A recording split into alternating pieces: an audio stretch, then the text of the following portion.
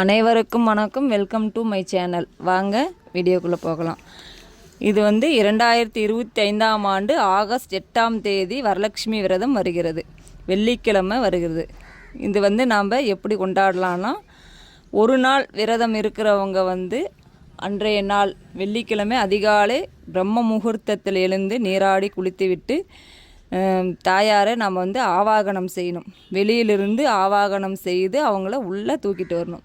யார் விரதம் இருக்கிறீங்களோ அவங்க கையில் கங்காணம் கட்டிட்டு அவங்க தான் தாயாரை தூக்கிட்டு வரணும்.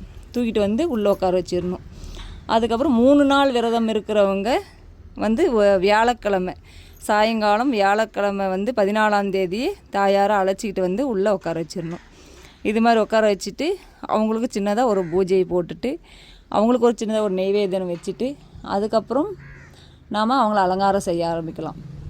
அவங்கள எப்படி அலங்காரம் எப்படி வேணாலும் நம்ம அலங்காரம் செய்யலாம். நமக்கு எப்படி தெரியுதோ அப்படி அலங்காரம் செய்யலாம். அவங்க நல்லா தாயார் அழகி இல்லையா, அவங்கள எப்படியெல்லாம் நம்ம அலங்காரம் செய்யணும். நமக்கு தெரிஞ்ச மாதிரிலாம் நீங்கள் அலங்காரம் செய்யுங்க.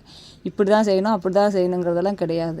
அவங்களுக்கு எப்படி தெரியுமோ அப்படி அலங்காரங்கள் பண்ணிவிட்டு நம்ம தாயாரை இப்படி அலங்காரம் பண்ணாவே மகாலட்சுமி போல் பெண் வேணும் அப்படின்னு கேட்குறாங்க. பார்த்தீங்களா, கேட்குறவங்களே கூட பெண் பார்க்க போகிறவங்களே மகாலட்சுமி போல் பெண் வேணுங்கிறாங்க. அப்போ அந்த மகாலட்சுமி நம்ம எப்படியெல்லாம் அலங்காரம் பண்ணணும், நமக்கு தெரிஞ்ச மாதிரி நல்லா அவங்கள புடவை கட்டி 2 ஸ்டெப்பு விடலான்னு விட்டேன்.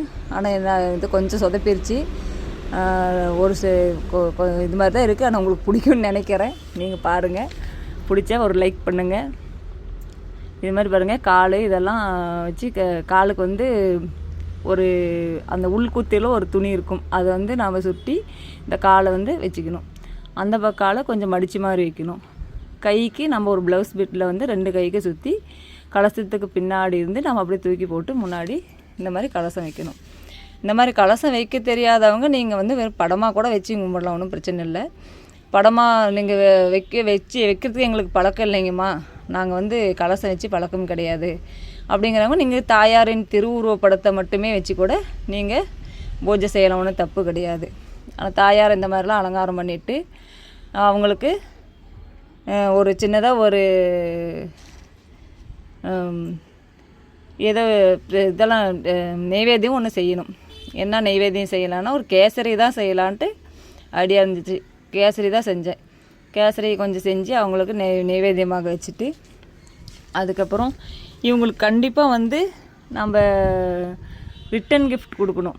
மகாலட்சுமி தாயாரை நம்ம வழிபட்டாலே ஒரு 10 பேர்த்துக்காவது நம்ம ரிட்டன் கிஃப்ட் கொடுக்கணும். நம்ம வீட்டுக்கு வரக்கூடிய பெண்களுக்கு நம்ம ரிட்டன் கிஃப்ட் கொடுத்து அனுப்பணும். என்னென்ன கொடுக்கலாம் அப்படின்னா, ஒரு தட்டு, ஒரு புது தட்டோ இல்லை பேஸ்கெட்டோ நம்ம விருப்பத்துக்கு தகுந்த மாதிரி நம்ம எது கொடுக்கணும்னு நினைக்கிறோமோ அது மாதிரி ஒன்று எடுத்துக்கோங்க.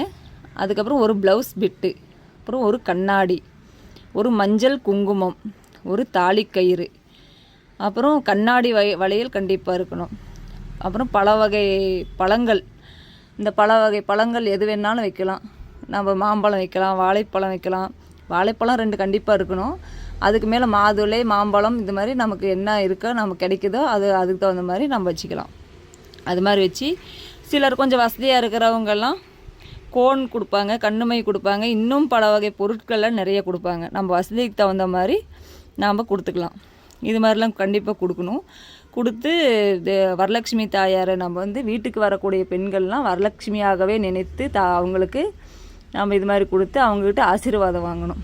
அவங்ககிட்ட ஆசீர்வாதம் வாங்கி அப்படி வாங்கினாலே தாயார் ரொம்ப மகிழ்ச்சி அடைவா. தாயார் மகிழ்ச்சி அடைஞ்சாவே நமக்கு அத்தனையும் கிடைச்சிரும் இல்லையா. மகாலட்சுமி வந்தால் தானே நமக்கு அத்தனை செல்வங்களும் கிடைக்கும். மகாலட்சுமி மகிழ்ச்சி அடையலாம் நமக்கு என்ன கிடைக்கும்? ஒன்றும் கிடைக்காது.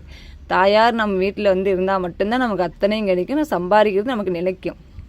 அதனால் தாயாரை மகிழ்க்கும் வண்ணமாக நம்ம இது மாதிரிலாம் செய்யணும். அப்புறம் கணவனை இழந்தவங்களாம் இந்த பூஜையை செய்யலாமா அப்படின்னு கேட்குறீங்க. ஒன்றும் பிரச்சனை இல்லைங்க. கணவனை இழந்தவங்களும் இந்த பூஜையை செய்யலாம்.